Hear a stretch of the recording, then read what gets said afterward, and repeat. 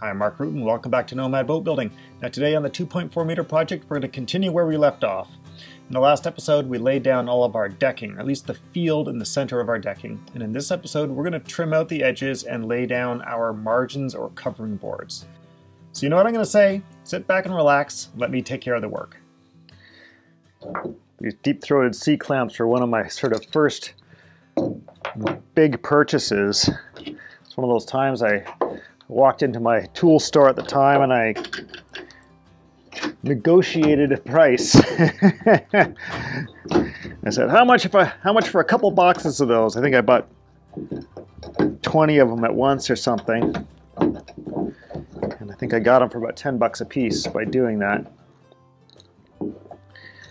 A couple $100 doesn't sound like a lot anymore.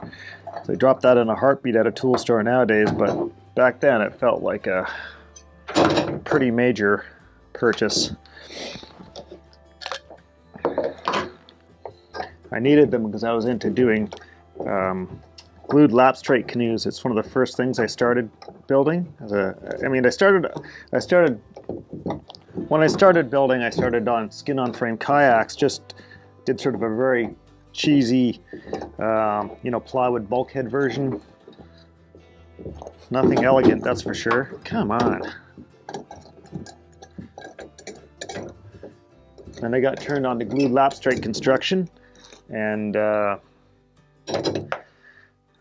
lots of C-clamps was recommended. Lots of deep throat C-clamps, so I bit the bullet and bought a bunch just so that I could pursue that activity, and I never regretted it. So this is the part of the job that's kind of the opposite of craftsmanship, where you're just undoing some of the stuff you did. I actually enjoy doing this sort of stuff in a weird way. It's kind of sanding things out, especially like varnish work, and kind of tedious, fiddly, repetitive stuff like this.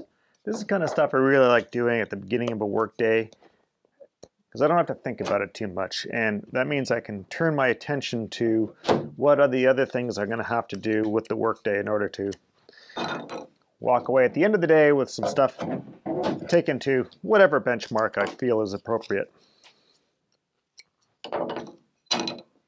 This is the kind of jobs I wish I could get my damn kids to do, because that would actually be productive. There's not a lot of jobs you can throw at a kid that they don't get distracted from too easily. This would be a good one, but they're never around when I need it done.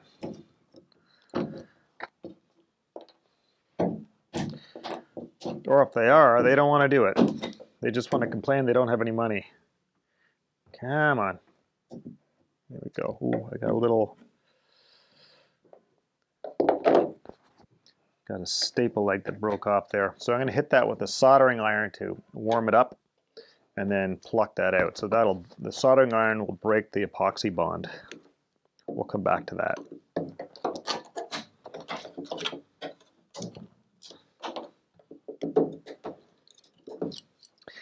Now I contemplated vacuum bagging this. If I haven't said this before, after the experience with the hull, I thought, oh, vacuum bagging. Should I try it? Should I monkey around with that? And on one hand, it seems like a great idea. And then on the other hand, I look at this and I go, like, this is such a small area. And the amount of fussing around I'd have to do to get these positioned as I did, and then start monkeying around with the vacuum bag just doesn't feel like it would really be worth it. And then there's the waste. The waste is not insignificant. I very much dislike taking piles of plastic and throwing it into the garbage. So the idea of using up all this plastic bagging and this is not a large area, but it's not like you can use some used stuff. You really got to go with the fresh stuff that guaranteed doesn't have any holes, and I don't know. It's the one thing when I read about other boat builders talking about some of the methods they use, all the ones that do cold molding and vacuum bagging, Every one of them says they feel really guilty about filling up a dumpster every week with plastic garbage. They all say that. I don't want to have to say that.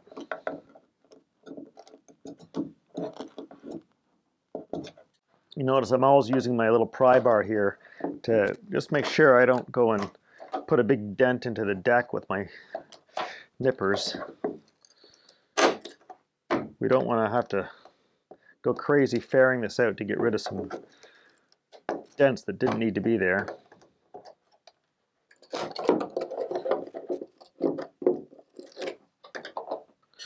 So another broken leg, another broken leg. Okay. Right here I've got a staple leg. It broke off fairly low. Problem with doing this is sometimes you only get one shot at it, so you don't want to screw it up. So what I do is I get some sharp side cutters for this instead of my regular nippers, just because these can bite in a little bit deeper. I'm just going to take this soldering gun. Come on, are you working? There we go. There's my headlights. And we're just going to warm that up a little bit. So epoxy becomes elastic. I don't know what temperature exactly. It's 500 degrees or something like that. Maybe it's less. Let's see. Can I get it? Not yet. I'd hate to see a little iron stain starting to show up under the varnish eventually here. That would really be annoying. So this little technique I'm using has more than just this one application. When I was doing a restoration on a clinker-built boat, I needed to get a lot of fasteners out, rusty clench nails for the most part. And I wanted to be very surgical about it on the outside. I didn't want to mess up the surface of my planking too much. Ooh, come on. And when you've got a painted hull, trying to get fasteners out can be difficult without really messing up the paint. So one of the tricks I came up with is using a soldering gun on the inside. You find your fastener and you get that sucker heated up, and it will blister the paint over the fastener head on the outside. And so basically it gives you an immediate indication of where that fastener is, and it lifts the paint right in that spot. And it also has the added bonus of making it a little easier to get the nail out, because it's kind of loosens itself up in the hole, because steel fasteners can be particularly difficult to deal with. Here we go. Good. One down. All right, my next job is to trim this decking down, and I'm going to use a laminate trimmer for doing that. I'm going to set it up with a little down spiral bit, and I'm going to guide it with a fence. I very rarely use router fences, but I'm going to this time. And I've fitted this fence with this little polyethylene little bumper on here. And so this fence is going to run just below the shear line, but the angle here changes over the length of the boat a little bit. And so I didn't want to run a fence that was had too sharp an edge, so I rounded this over. The idea being that as this angle changes, it's not going to change this distance too much. So in theory, it should remain close to the same. If it changes a little bit, that's not a big deal. Slip this guy on, and I'm going to set this for a distance of 2 inches back from the shear line. And that's going to cut me a nice clean line all the way down the shear on both sides of the planking, and then we're going to fit our margins or covering boards, whichever you want to call them. Okay, I'm ready to go. I've stabilized the boat here by adding a couple of straps to an anchor point on the ceiling, and that's just to keep it from tipping from side to side. It's getting to the point where the hull's really super slippery, and it's sitting in slings, so if I put a little bit of pressure on one side, it tends to want to go whoop. And that is the last thing I want happening while I'm trying to cut this shear line. I've got my router set up, and I'm using a down spiral bit. So a down spiral bit has, let me get a bigger one. Okay, so this is an up spiral bit. So as the bit turns, it's pulling out chips and pulling them up towards the router. just like that. Imagine that thing spinning around. Okay, that's an up spiral bit, and they work great. And if you're doing like a plunge routing operation, like cutting a little mortise or something like that, that's what you want to use. You want to use an up spiral bit because it's sucking those chips out of the hole. But if you're trying to do something where you want to preserve the surface of the work that you're working on, that's where a down spiral bit comes into hand. So the shape of the cutter is the opposite. You can see how the angle of that, focus on this thing, not me. You can see how the, come on, see as I'm turning it, you can see that the cutting edge leans down. So it basically it severs the surface of the work before it digs in down deeper. And so that's going to give you a really clean cut near the surface. So if you're trying to avoid tear out, a down spiral bit is the one to use. So if you're trying to do like cut butterflies or do any kind of inlay, down spiral bit is the one to go for. All right, so I'm going to cut this in a couple of passes. I'm just going with a really light cut, about halfway through the planking. I'll do that first, and then I'll reevaluate how things are going and reset the cutter to come down to just probably just a hair above the surface of the plywood. I don't know how this is going to go. Well, fingers crossed that it all works out well. Okay, rotor's off before you plug it in. Always check that. I can't tell you how many times that's caught me off guard because I wasn't paying attention. And always make sure your cord is untangled and you're not going to be walking along with your router and suddenly you run out of cord. Look at that. I had a knot in the cord. That's not good. You do not want to run out of leash.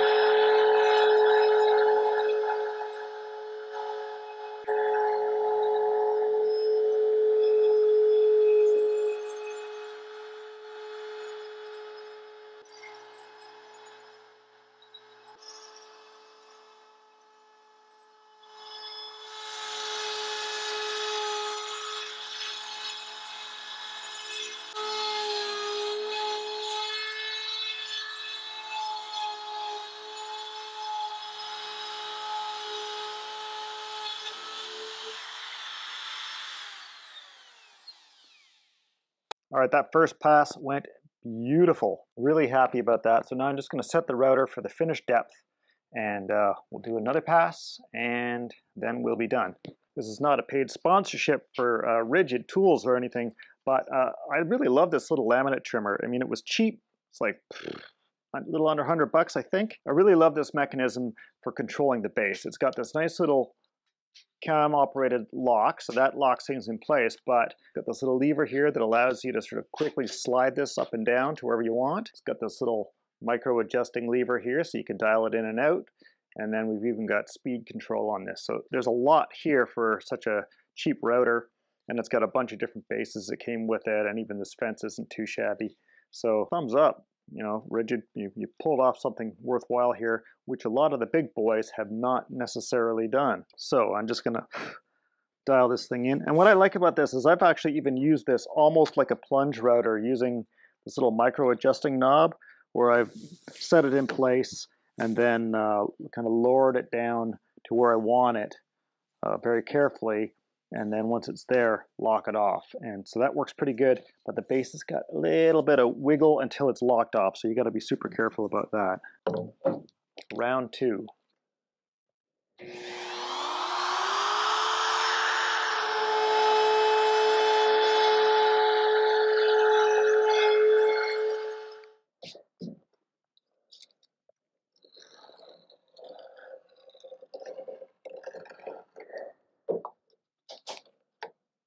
One of the characteristics of the down spiral bit is it leaves sawdust behind in your cut. Oh, that's beautiful.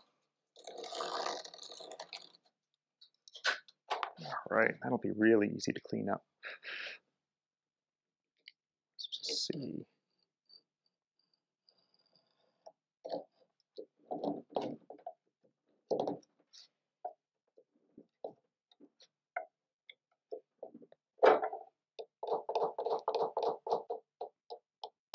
I think I'm going to dial it in just a little squidge more. That's what I'm going to do.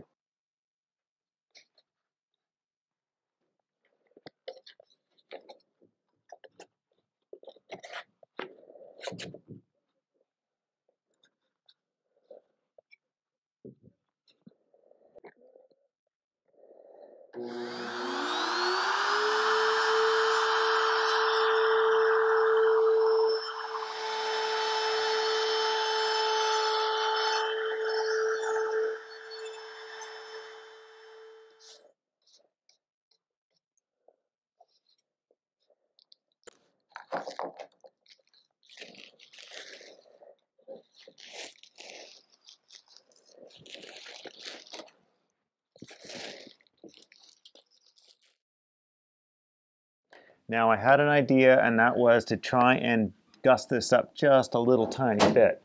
And the way I thought about doing that was adding a little bit of contrast. Now, I am very leery about doing this sort of thing, partially because I see people do this a lot, especially like with strip-built canoes, where they'll turn the thing into a zebra with a dark colored strip and a light colored strip and a dark and a light, dark and light. And I don't like that a lot of the time.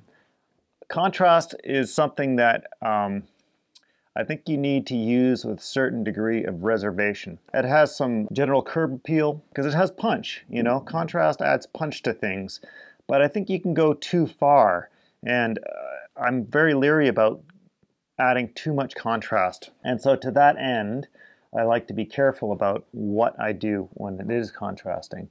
Now, whenever I'm building a boat, I like to think about the materials I have at hand are like colors on an artist palette.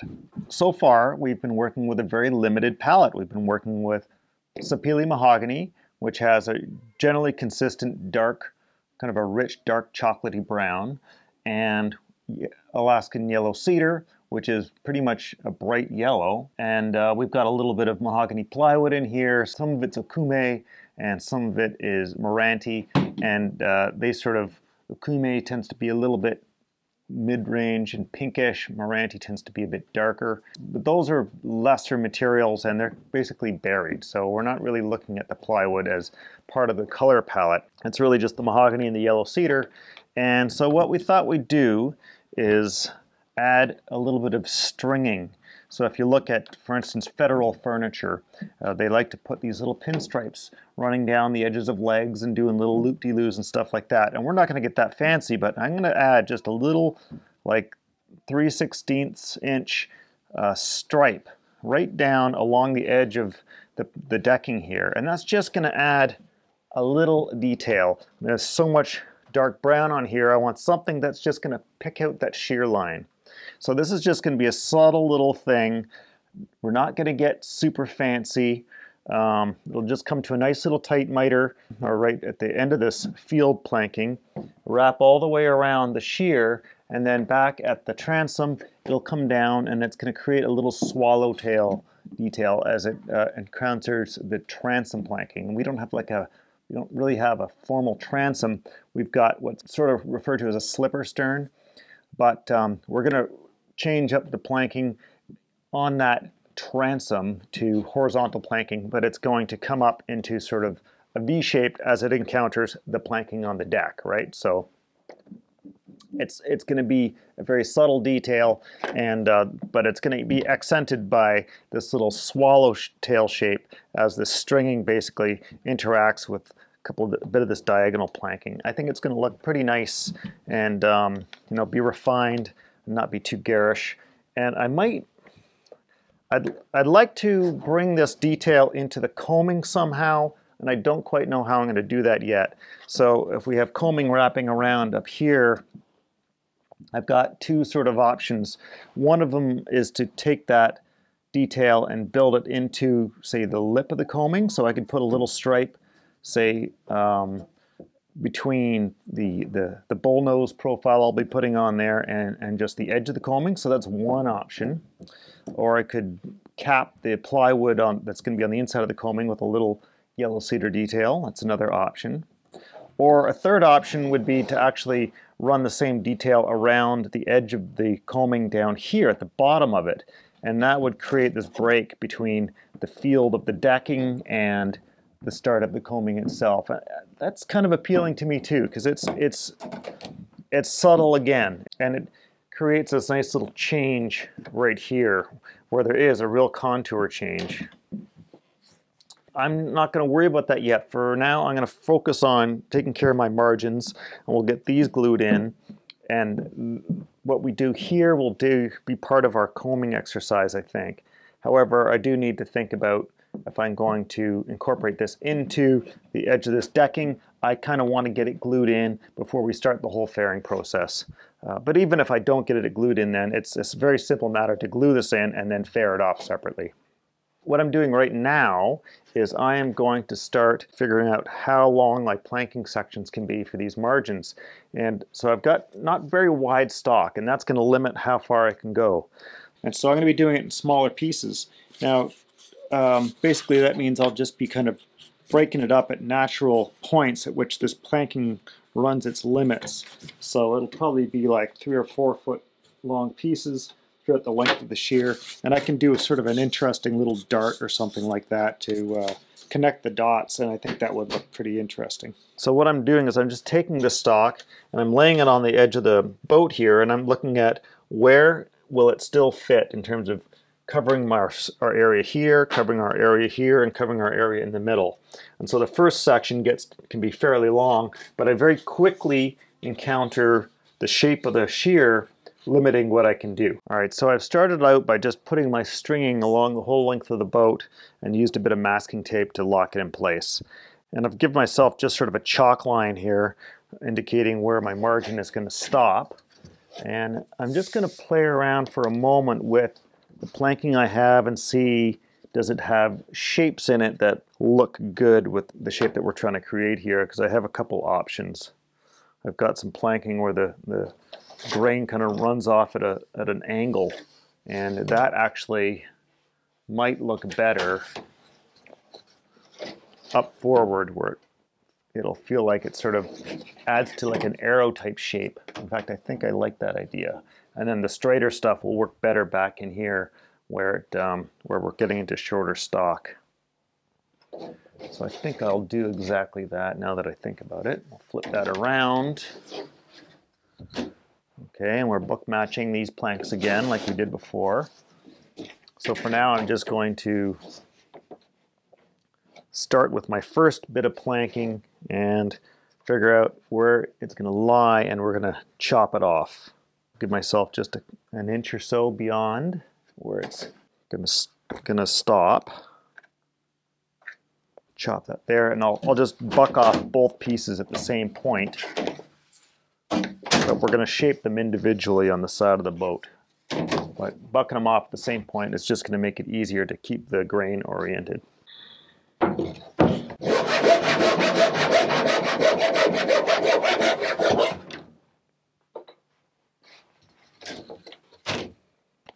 All right, so I'm going to mark these.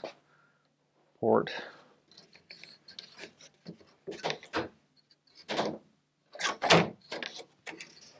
and starboard.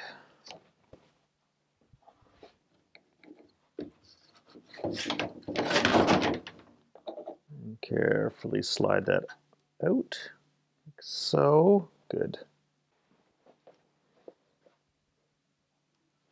There's a couple of the lofting ducts to hold that down. Now we need our dividers.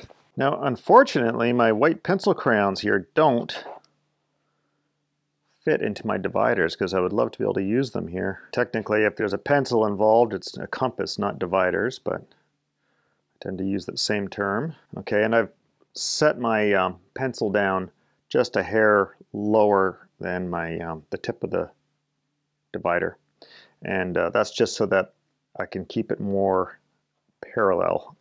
So I'm just going to pick up my major spacing, which is going to be up here, it looks like. And the trick is to keep your divider parallel all the way through the cut.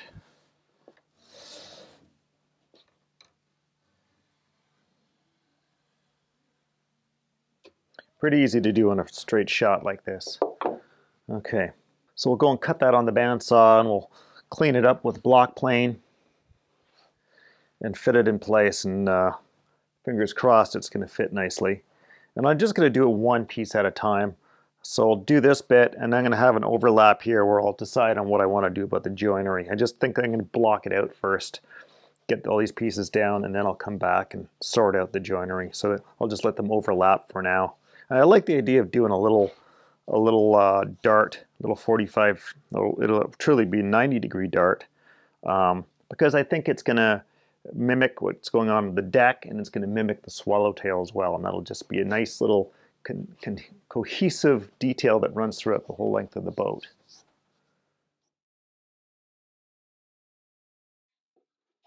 I want to thank all my subscribers for their ongoing support, their comments, their shares, and good wishes. And I also want to thank all of my followers on Patreon whose monthly pledges support this channel. If you can help us on Patreon, I would really appreciate it. There are links in the corner or down in the description.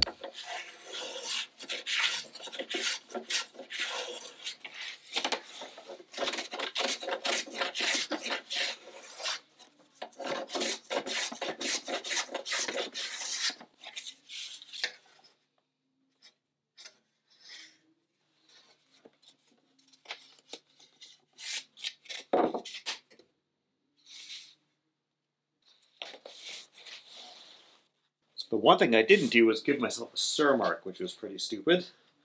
I got a piece of pencil like there, so we'll call this a sur mark. Okay.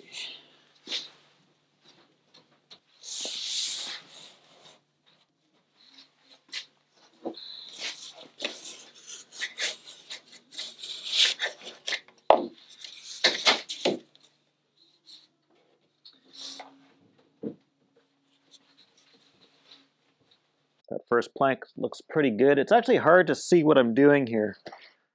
Combination of the shadows and lights and having this strip here, which is casting a shadow onto our joint, makes it really difficult to see if I'm on the money or not.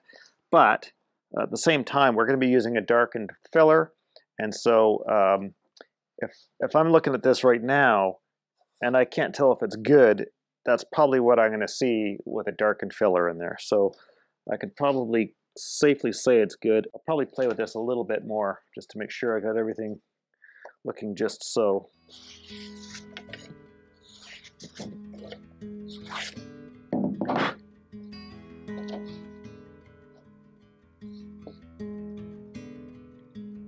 And as I move down, I quickly have to jump down to much shorter planks to cover these little stretches. Just the shape of the boat is that much more with these narrow planks that I'm working with here. In fact, I almost prefer it because that means the grain is going to be more continuous through the length of the boat as opposed to being, running off the edge of the plank, which I don't think is very attractive.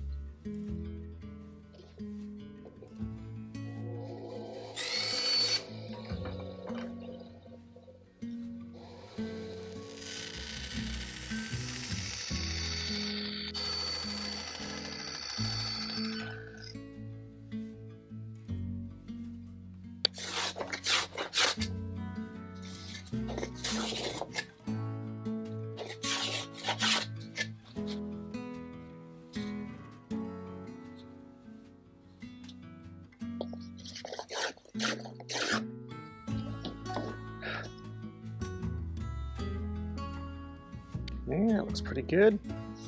It's moving along on a nice little clip here. It makes me happy. Okay, time to get another plank out and keep on going. So I'll just keep doing that. Okay, I've got my port side planks mostly fitted. They're all just fitted up to my stringing here, I still need to do the joints between them, but what I'm going to do is fit the starboard ones here now next, the same way, and then I'll deal with the joints last. And one little detail I'm doing here is I'm just tracing the contour of the port side onto the starboard side plank. And I'm not going to cut to this line, but I'm going to use it just to make sure that I've oriented the plank in the same attitude on this side. And when I use my dividers to scribe a line, it's going to give me a slightly lighter background that line is going to show up better against.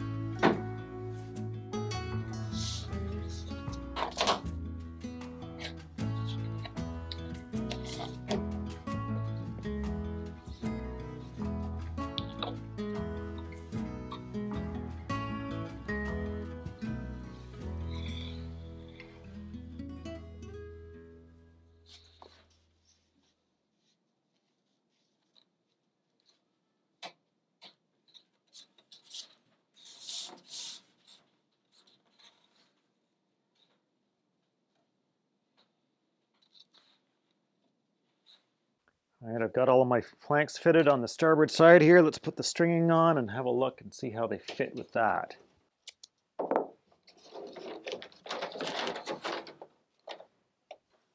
Come on, stay on there. Use a little lead to hold this there.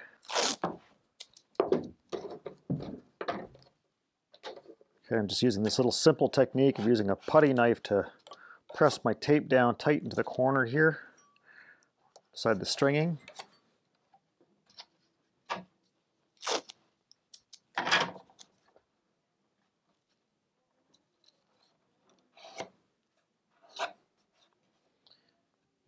And that's just so it doesn't interfere with my planking when I lay it up against it to have a look.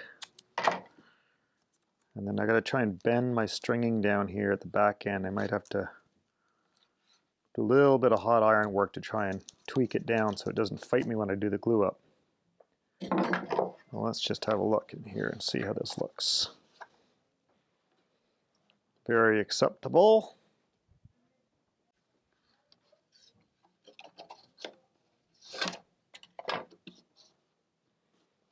Nice. That worked well, looks like. Yep. Well, I cannot complain about that. That seems to have worked out just fine. So I'm just going to trim the outsides of these planks roughly. I'll leave them strong by just a 1/16 of an inch or something.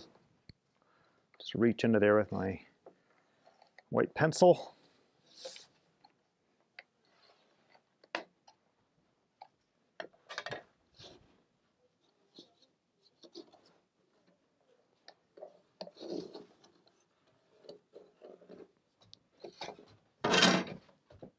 Okay, now I need to do a little miter on the stringing, so I got to figure out the best way to do that.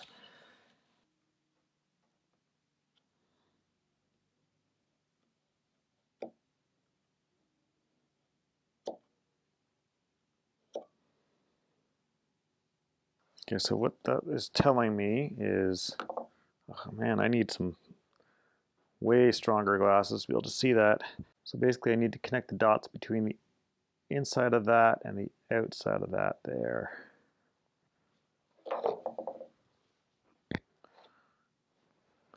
I can barely see it. That's it there.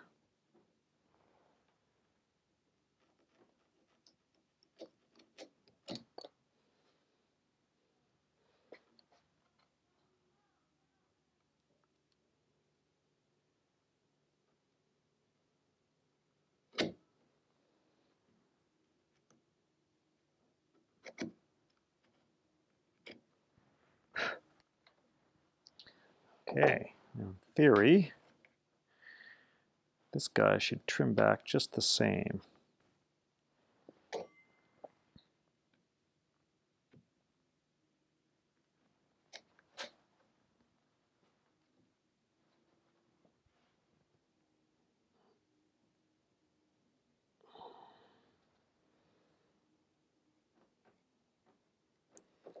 And I have to say I'm working just about as close to blind as you can get here because the light is not being favorable to me.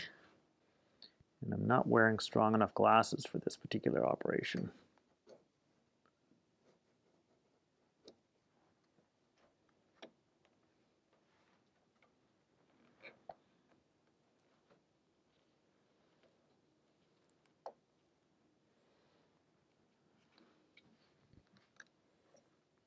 Appears to work out okay.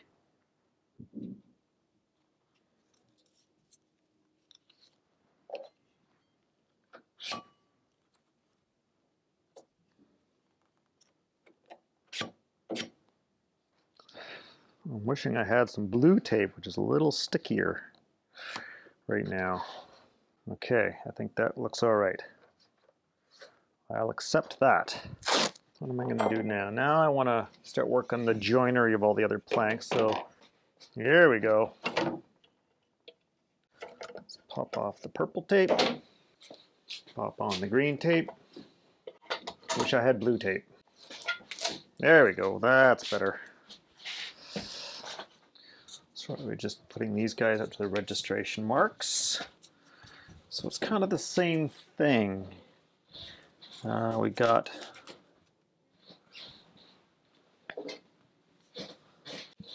a mark right there.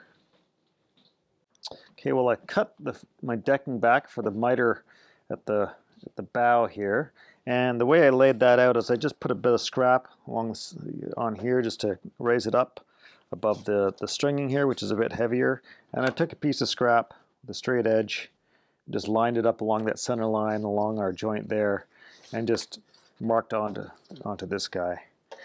So to complete this, I'm just going to take my other piece of decking and get it lined up with its Sur mark. I should, which is way down here, very awkward place. Okay, so with those together, I'm just going to use a knife to give ourselves a mark. There we go. It's over to the bandsaw to cut that. That should do nicely.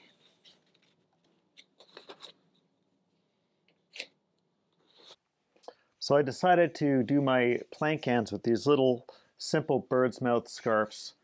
They're just like 90 degrees. I think they look pretty good actually. I like them. And they don't need to be structural like a regular scarf because these are getting fully glued to a plywood backing. So they're purely decorative. These could just be a butt joint and be fine. So anyway, the way I'm dealing with those is I've fitted one side already and then I'm using it to trace the other side. So I'll trace the pattern onto one of these guys, cut the tail end, and then use a knife to score here at the arrow end of the scarf. And then I'll grab the one from the other side and drop it on top. And then over here, I'll just take a pencil. I'll just mark that like that. So I'll cut that to shape on the bandsaw, and then we'll just fit the next one to it. So I'm not worrying about about using a knife on the tail end of these guys, just the nose end where one's got to fit to the other. So you can see here I've just lapped this one underneath there, and I line it up to my Sur mark over here.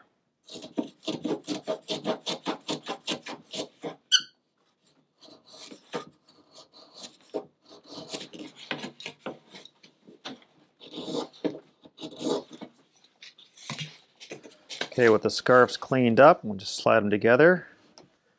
And that's a pretty acceptable fit. I could actually get it tighter, but there's not a ton of reason to do though. And because these were cut from consecutive pieces of the same plank, the grain matches up really nicely.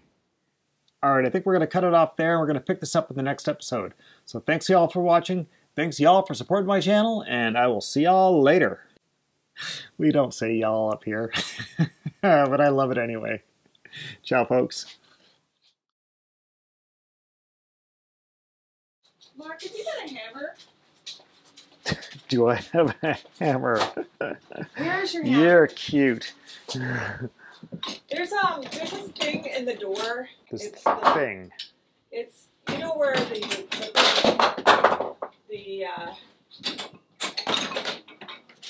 how does that stay up there?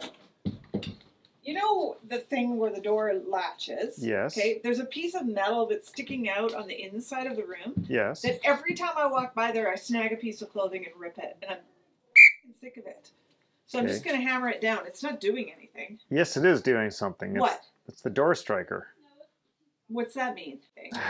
It's sticking straight out, and I have ripped countless pieces of clothing on it.